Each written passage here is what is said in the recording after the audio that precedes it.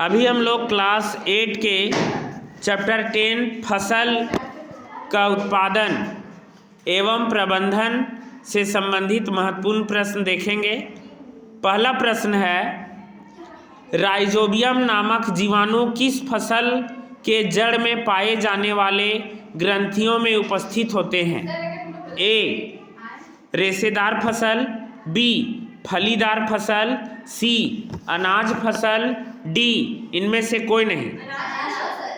सही जवाब होगा बी, फलीदार फसल।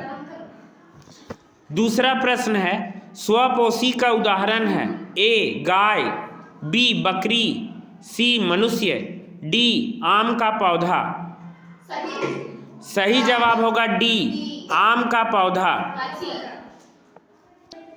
अगला प्रश्न है, खरीफ फसल का उदाहरण है? ए, गेहूं, बी, आलू, सी, धान, डी, सोयाबीन। खरीफ फसल उसे कहते हैं जो वर्षा ऋतु में उगाई जाती है, तो सही जवाब होगा सी, धान। जंतुओं द्वारा प्राप्त खाद्य पदार्थ क्या है? जंतु द्वारा प्राप्त खाद्य पदार्थ क्या है? ए, दाल, बी, शहद, सी, फल, डी, चावल। सही जवाब होगा बी, शहद। कृषि के अंतर्गत आते हैं क्या? ए, मिट्टी का प्रबंधन, बी, पशुपालन, सी, वर्षा जल संचयन, डी, वानिकी। ऑप्शन है ए में 1 और 2 दोनों, बी में 2 3, सी में 1 3 और डी में 2 4। तो कृषि के अंतर्गत कौन कौन से चरण आते हैं? तो कृषि के अंतर्गत 1 और 2 यानी मिट्टी का प्रबंधन भी आता है और पशुपालन भी आता है, तो सही जवाब होगा ए।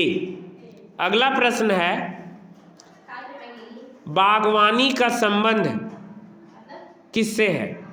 बागवानी मतलब फलों के उत्पादन से, पशुओं के प्रजनन से, मिट्टी के अध्ययन से या फलों एवं फसलों के उत्पादन से। सही जवाब होगा डी, फलों और फसलों के उत्पादन से बागवानी का संबंध है। अगला 7 प्रश्न है जुताई से संबंधित इनमें से कौन सा कथन गलत है?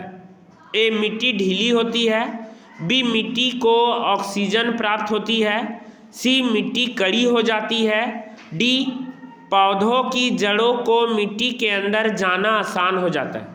तो खेतों में जुताई जब करते हैं तो इसमें से कौन सा कथन गलत है वो बोल रहा है। तो खेत को जोतने से मिट्टी ढीली होती है, ये सही बात है। मिट्टी को ऑक्सीजन प्राप्त होती है, ये भी सही बात है। मिट्टी क्या कड़ी हो जाती है? यही मेरा गलत है, यानी सही आंसर होगा सी। भूसे से अनाज के दानों को अलग करना कहलाता है? हाँ, भूसे से अनाज के दानों को अलग करना क्या कहलाता है? ए, थ्रेसिंग कहलाता है, बी, फटकना कहलाता है, सी, फसल कटाई कहलाता है या डी, समतलीकरण कहलाता है। तो सही जवाब होगा ए, थ्रेसिंग कहलाता है। 9 क्वेश्चन नंबर है, पौधों तथा जंतुओं के अवशिष्टों के अपघटन के पश्चात प्राप्त पदार्थ को क्या कहा जाता है?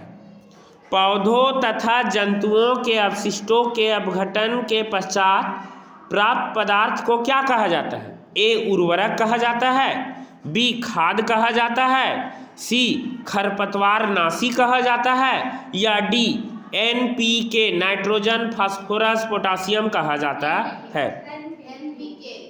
सही जवाब होगा बी, खाद कहा जाता है। पौधों और जंतुओं से अपशिष्ट पदार्थ जो निकलता है वो खाद कहलाता है। अगला प्रश्न है, फसल खराब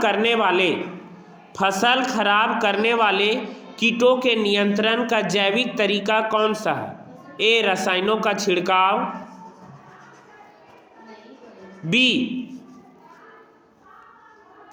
अन्य जीवों का प्रयोग जो इन कीटों को खाते हैं, डी CDDT का छिड़काव और डी खरपतवार नाशी।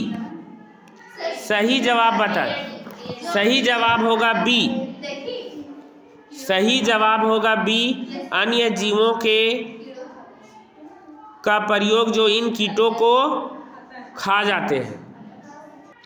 अगला प्रश्न है, फसल कटाई के साथ साथ दौनी भी करने के लिए आप किस मशीन का प्रयोग करेंगे? ए थ्रेशर, बी हंसुआ, सी हार्वेस्टर, डी कंबाइन। सही जवाब होगा डी कंबाइन। अगला 12वां प्रश्न है, खरपतवार हटाने हेतु आप इनमें से किस रसायन का प्रयोग करेंगे? ए NPK का, बी MCPA का, डी यूरिया का या डी जैविक खाद का। खरपतवार हटाने के लिए हम लोग किसका प्रयोग करेंगे? तो सही जवाब होगा बी MCPA का।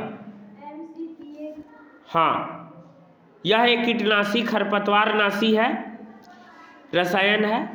13वां प्रश्न है, इनमें से कौन मिट्टी की उर्वरता कायम रखने का तरीका नहीं है? ए फसल चक्रण, बी बहु फसल पद्धति, सी भूमि को परती छोड़ देना, डी हल चलाना। मिट्टी की उर्वरता का कायम रखने का तरीका नहीं है, प्रश्न में ध्यान दीजिएगा, तरीका नहीं है मतलब मिट्टी की उपजाऊ को बनाए रखने का तरीका कौन नहीं है? फसल चक्रण करना बिल्कुल सही है, करते हैं। बहु फसल पद्धति यानी एक समय में 2 से अधिक फसल उगाना, सी भूमि को परती छोड़ देना और डी हल चलाना। सही जवाब क्या होगा? तो सही जवाब होगा भूमि को परती छोड़ देना। 14वां प्रश्न है, कीटनाशी रसायनों के उपयोग का फायदा है?